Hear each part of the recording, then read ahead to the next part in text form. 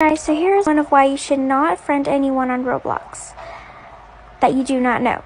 This is my story. So, I was playing Adopt Me, and this girl, she friended me, and I was not thinking, so I just friended her back.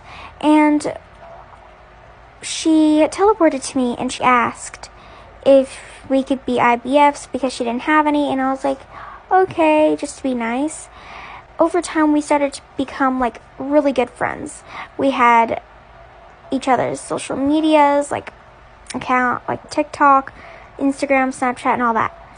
And one day she blocked me on every single social media that we had of each other. And I was kind of confused and I didn't know what was happening.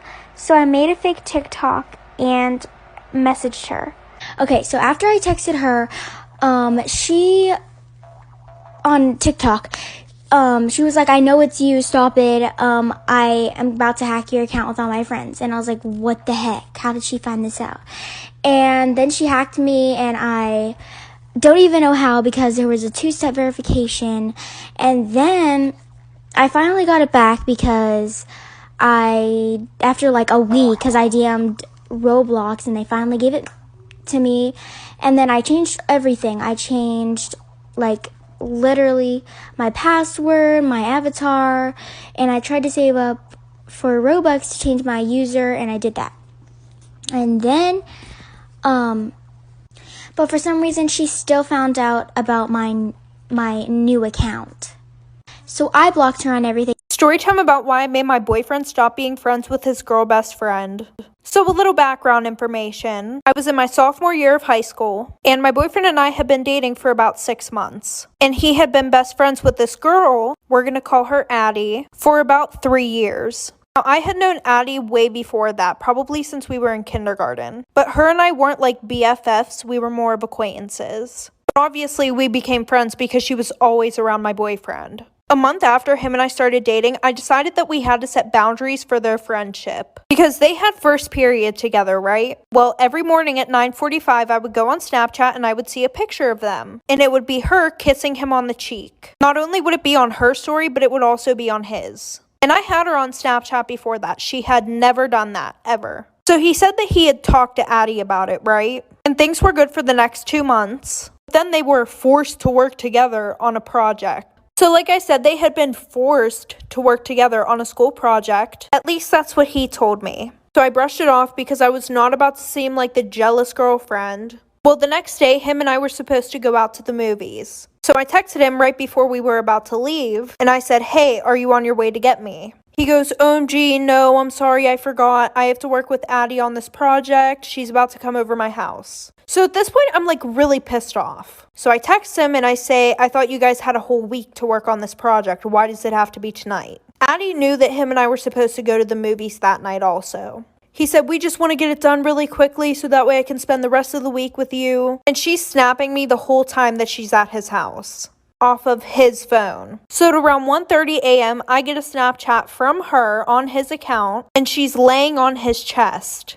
So like I said, she snaps me at 1:30 in the morning, a picture of her laying on his chest, and it's captioned, hey girlie, I hope you don't mind, but I have to spend the night at his house. He lost track of time working on our project, and it's way too late for him to take me home. So at this point, I'm furious, and I don't snap her back. So the next morning, I call my boyfriend. And I asked him, hey, is Addie still there? So he says yeah, and then I ask him to put me on speakerphone. So when he does, I say hi to Addie. She goes, OMG, hey girl, how are you? And that's when I pretty much go off on this bitch. I tell him that while he was asleep, she was sending me pictures of her laying on top of him, off of his Snapchat. And that she was sending those type of pictures to multiple people on his Snapchat because my best friend had texted me that morning saying that she thought that we broke up because Addie was sending her pictures of her laying on top of him. So I tell him, pick me or her. And she starts crying. After a minute of silence, he hangs up the phone and then blocks me. Good luck to the next girl.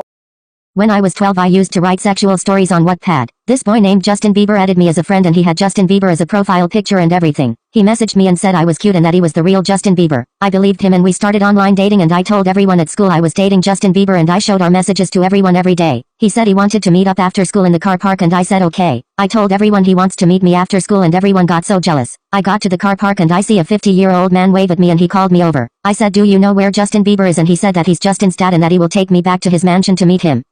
I'm a girl and when I was 10 years old my grandma forced me to do swimming lessons. I was wearing this one-piece swimsuit that is only held on by a tie that goes around your neck. My grandma usually ties it for me because I can't do anything for myself. This day I guess she didn't tie it tight enough. I was in the middle of swim class and right as I jumped in the water my swimsuit fell off completely. My class majority was boys that were 13 and 14 which made this situation worse. I got out of the water completely naked because my swimsuit sank to the bottom and I didn't know how to swim and get it. So my teacher had to jump in the water and get it while I was standing there butt-ass naked in front of everyone. I was mortified and never went back to that class.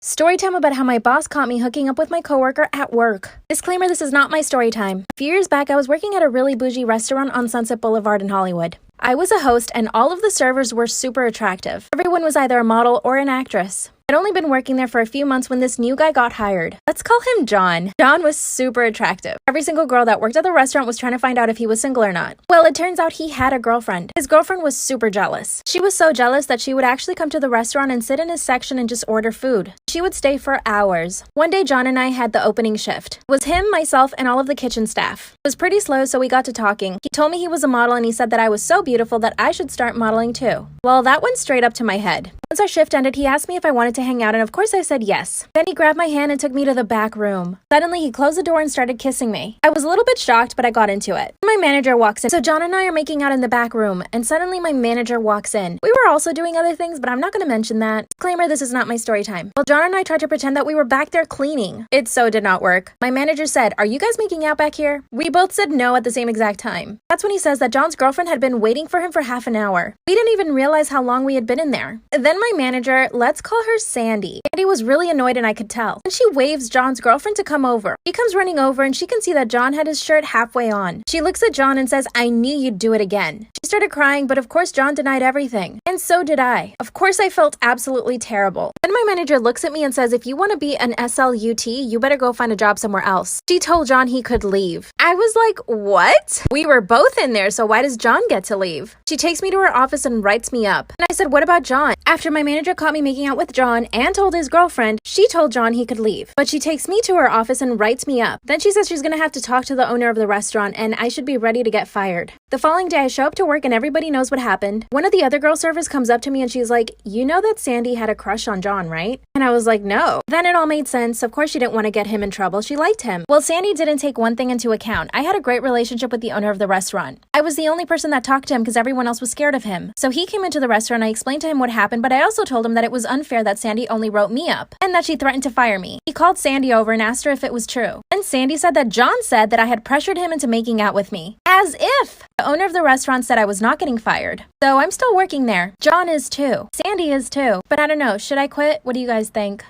So I'm on a date with a guy. He took me to the wharf and we were walking. 5 guys are walking towards us. So right away I grab his hand and one of the guys says, "You better grab her hand or else I will." And I'm just thinking, oh my gosh. I'm not expecting him to do anything. That guy is much taller than him. He is much bigger. And on top of that, he had 4 of his friends with him. And I'm not gonna lie, the guy that I was with, he was about my size, so he's not that tall, and he's pretty skinny. And he has no backup at all, besides me. But either way, he turned around and he said, "What? What did you say?" The guy just looks at him. He stays quiet. His friends stay quiet. And then my guy says, "That's what the fuck I thought." And that was low-key a turn on. I am not gonna front. We love a man that is not scared and that is willing to stand up for their girl. Period.